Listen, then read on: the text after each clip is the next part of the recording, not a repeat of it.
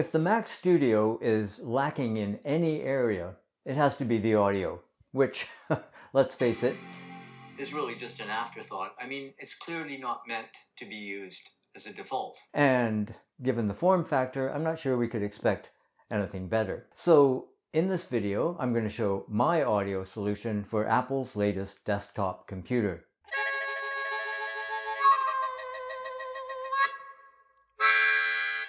Hi, Ray here. I'm glad you could join me for this look at the supplemental audio system I put together for my Mac Studio Ultra. And if you've been here before, you might notice a new look for me. No glasses. My vision, with the new lens I mentioned in my last video, at least for distance, is great, even though the second lens is yet to be installed in my right eye. So now I only have to resort to glasses for close-up work. And I can't wait for the second lens due next month. Both of these will have been delivered faster than an actual camera lens these days. As for the Mac Studio computer, I chose the M1 Ultra base model with 20-core CPU, 48-core GPU, 32-core neural engine, 64 gigabytes of unified memory, and I upgraded to 4 terabytes of SSD storage that I showed in a recent video. Now, if I'd also chosen the Studio display with its high-fidelity 6-speaker system, force-canceling woofers, wide stereo sound, and support for spatial audio, this video might be redundant.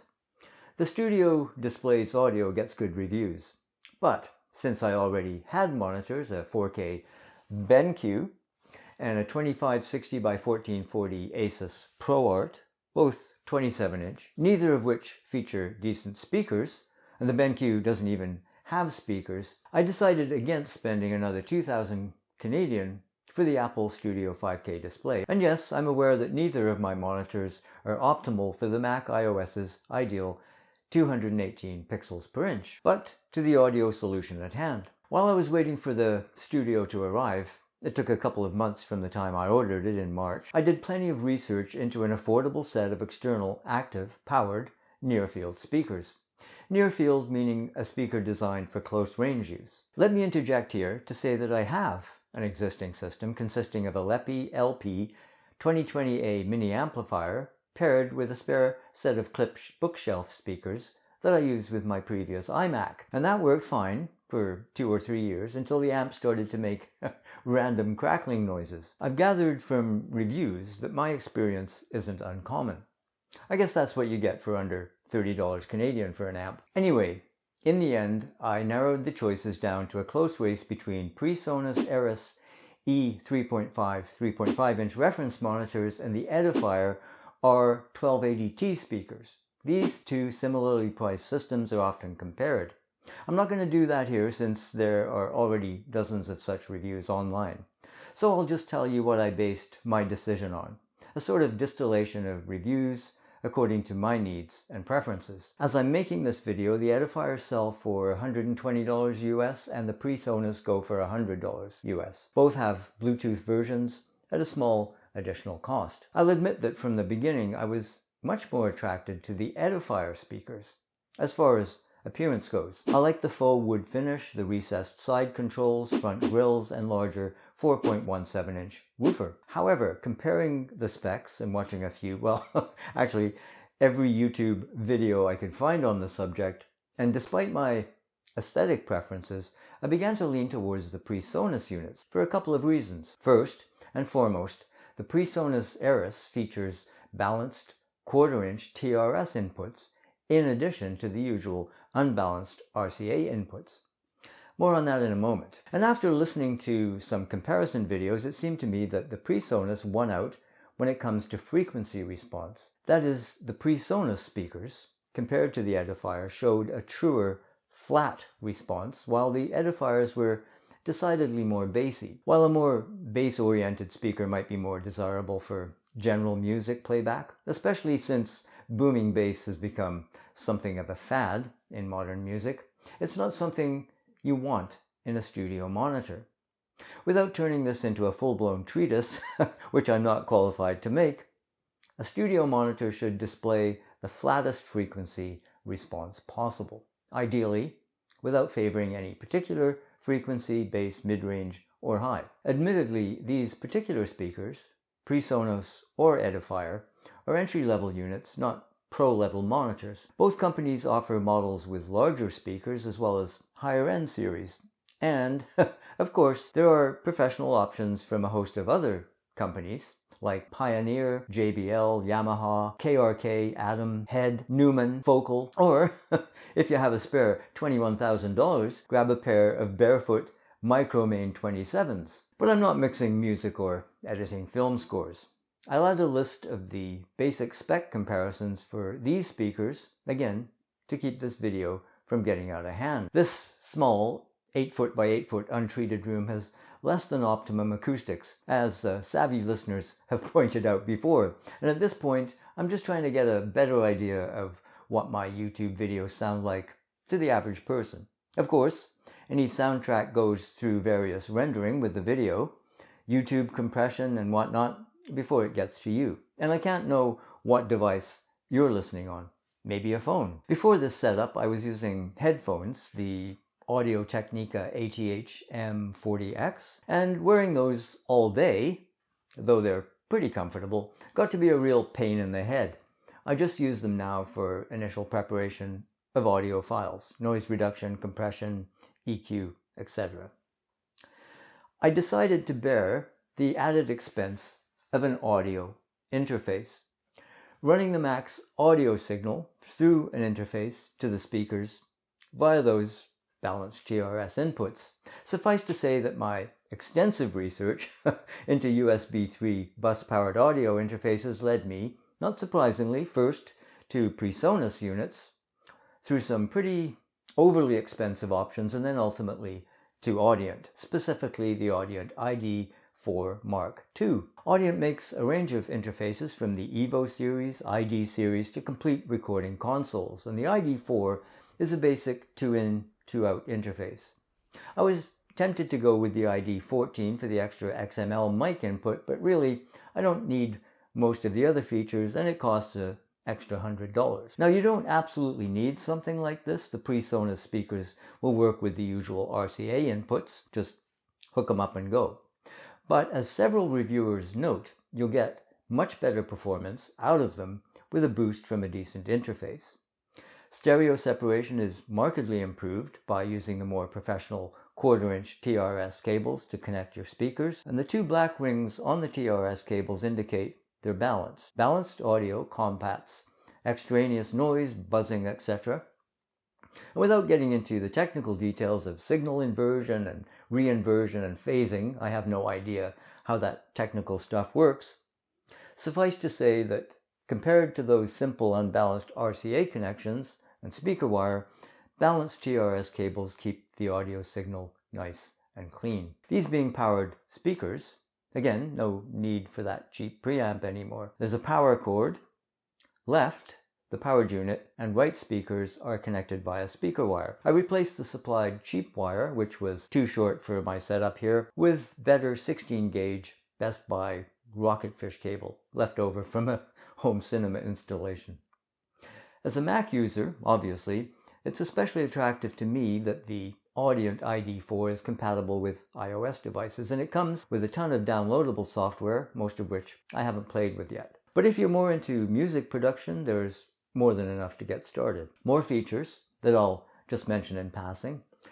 Real-time monitoring, ultra-low latency using the single monitor mix knob to set the balance of the live input signal and the output from your DAW audio loopback. That's a handy feature for all of you podcasters, not something that I've had need of at this point. The so-called volume encoder knob itself is nice and big. Pressing it will drop the level by 15 decibels. There's a speaker mute. I use that when I switch to headphones. There's a monitor pan function to pan both the mic pre and DI input from left to right, making it easy to create a balanced headphone mix. Press and hold the mute and ID buttons while turning the volume to pan the inputs. Auxiliary 1/4-inch instrument input for you guitarists, XML mic input on the back, and headphone 3.5mm and 1/4-inch input on the front. And this is where I now plug my headphones, certainly not in the fiddly rear jack of the Mac Studio. The ID4 itself is connected via a high-quality Thunderbolt cable that I'm sure I paid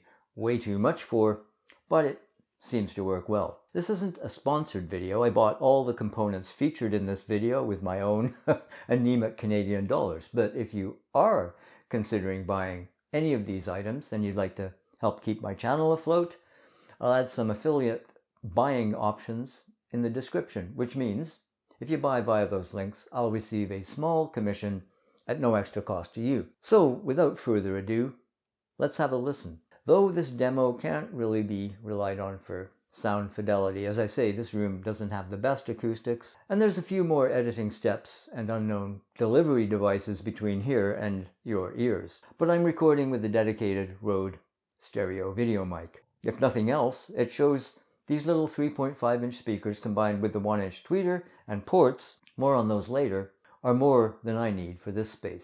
Here we go. I have a wonderful electronic invention I want you to see. It looks something like this.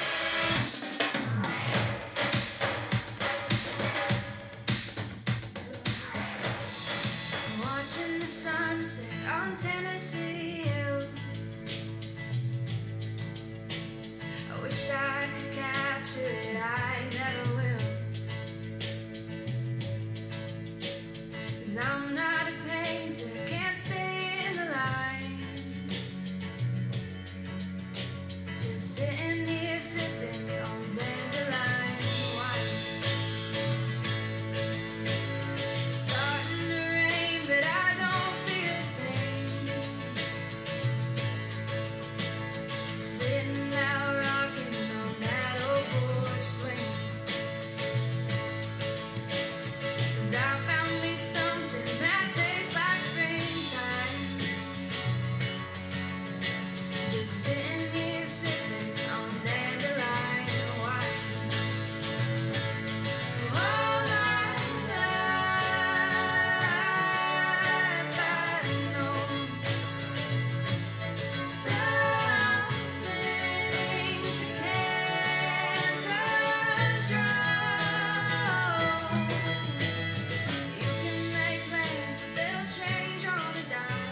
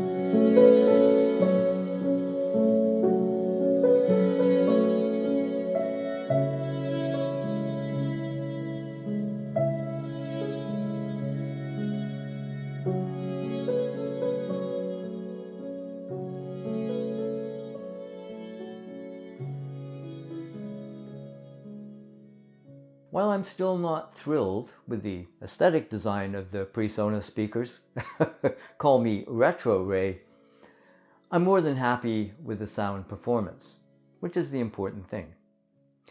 In both the pre-purchase research and that I've pursued to create this video, I won't call it a review, I've seen overwhelmingly positive reception for the PreSonus speakers. Not that there aren't negative reviews, there's one in particular with apparent technical data to back up the criticism, measured using something called a Klippel's near-field scanner. However, this particular tester suggested blocking the rear speaker ports with whatever material you have at hand, in my case, old socks, to improve a perceived excess bass response. As noted earlier, the edifiers are audibly more weighted in this frequency. I tried this port stuffing suggestion so you don't have to, and I found that sock stuffing caused the speakers to heat up. I'm not sure if this might prove detrimental over time, but I'm not inclined to test that out. As I said, I bought all this stuff myself. The Eris 3.5s also feature acoustic tuning knobs that control high and low frequencies, minus or plus 6 decibels. So you can play with those if you feel like your environment and or subjective listening needs require adjustment. I found dropping the highs a couple of notches pleases my ear. You can also experiment with directional placement, height, distance from the wall and whatnot. So I didn't let one negative review spoil my day. If you look around, you can find similar reviews alternately drubbing and praising the edifier speakers. Ultimately, to my mind, or ears, these PreSonus Eris 3.5s do a great job as near-field monitors, and the price is right. If you have any questions, please feel free to ask in the comments below. I'll try to answer anything within my grasp or experience with the system so far. In the meantime, take care of yourself, cheers, and we'll see you later.